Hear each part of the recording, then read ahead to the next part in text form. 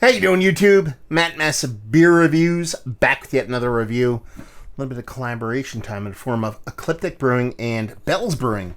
Nice little combo there.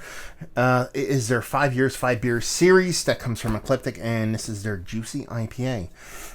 They usually have story time on the side here. It says, in celebration of our 5th year of passage through this awesome star system we call home, we're teaming up with 5 esteemed breweries to brew beers of cosmic significance. Space can feel a bit lonely, so there's nothing like making a journey with the friends. Brewed with Bell's owner Larry Bell, and brewed with John Mallett and Tim Gossick. It just says hazy IPA. There should be an ABV 8.5, so she is not a sipper. Well, depending on what your outlook is. And yeah, let's dive into this sucker, see what she's got. I was kind of excited to do all these Ecliptic 5 beers, 5 years series, but they sent them to me, so take that for what it's worth. It's not going to affect the review, but they actually sent me this is a weird story. Not to poop on them, because they didn't actually do this. Well, maybe a little bit, but they sent me one of these. I think it was the one before this one. I forget what the beer actually was, but they sent it to me in broken transit. Okay, fair enough. So they sent it back to the brewery. More times than not, 2 things happen when that happens. They actually either send you a new one, or they don't send you a beer at all. Either way, it works for me. But they actually sent me back the broken one. So, they got back the kind of semi-soaked package and relabeled it and sent it out. So I actually ended up getting a bottle with no beer in it. It was empty, but you could see that it was soaked through and stuff like that. I thought it was pretty funny. It is what it is. But, you're talking about a hazy... Or, they didn't say hazy, so I shouldn't say that. Juicy IPA. That looks very old school. Very clear. Any kind of haze you see on this is very minimal. Mostly kind of a chill haze on the glass itself, and not much I've had to speak of. So, does she look like an IPA? Absolutely. Without a doubt, she looks like an IPA, but kind of an IPA of old. Let's get a nose. It is juicy, but very much in a tangerine kind of juiciness. It's not like a super over-the-top kind of new school juiciness with this big huge sweetness that ventures on kind of candied or confectionery or anything like that.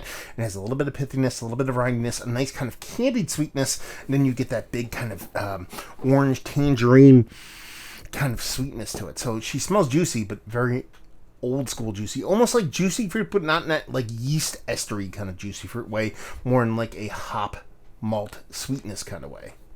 Let's dive in. Cheers.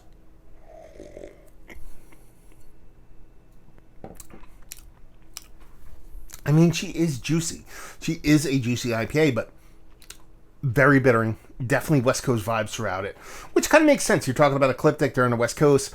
Bell's, they definitely leaned West Coast heavy with a lot of their beers early on.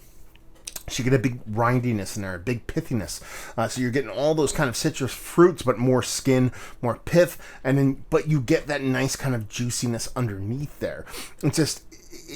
Nowadays, it's so synonymous. When you talk about juicy, you think about juicy hazy. Again, that's just new school kind of thinking, sure, but that's the way of the world nowadays. So when you think of juicy, you think of those kind of beers. It's not necessarily the kind of beer you think about when you think about juicy, but it still kind of works. So yeah, first things first. A little bit kind of overcarbed, a little bit dry in the taste, right up front. Opens up to that big kind of orange, pithy rindiness, followed by that juiciness. A little bit of soft, kind of herbally spiciness too, so I kind of dig that. So a little West Coast vibes, a little bit of pininess, if you will.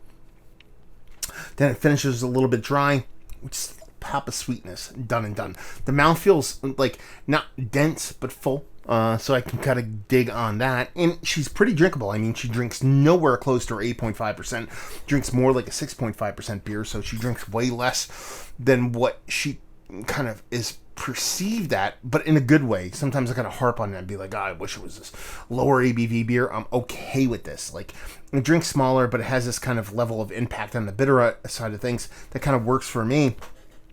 I think it's fun. I think it's tasty. I think it's a nice kind of decently West Coasty leaning IPA that has a nice dollop of East Coast kind of settled juiciness.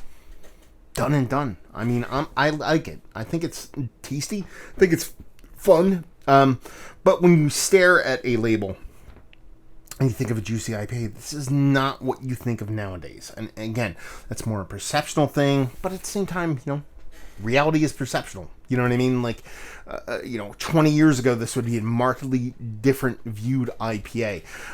So when you talk about like, fruit leaning beers, juicy beers, stuff like that, this would be a juicy beer 15 years ago. They'd be like, oh my God, the amount of fruit coming out of this thing is insane.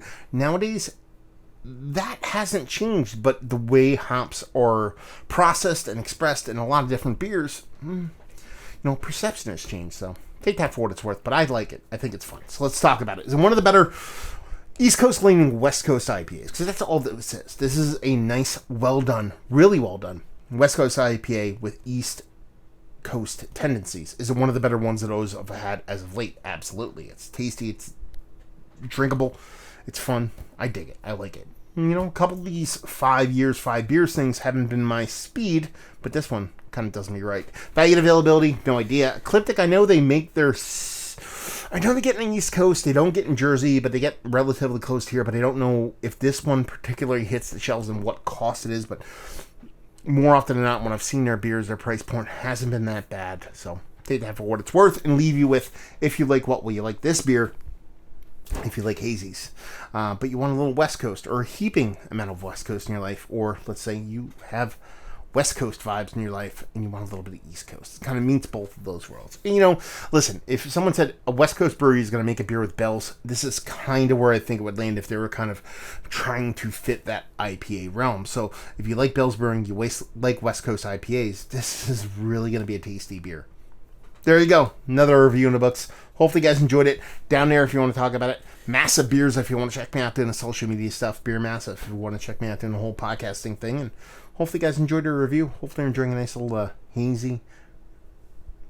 juicy IPA right now. And hopefully see you next time. Cheers.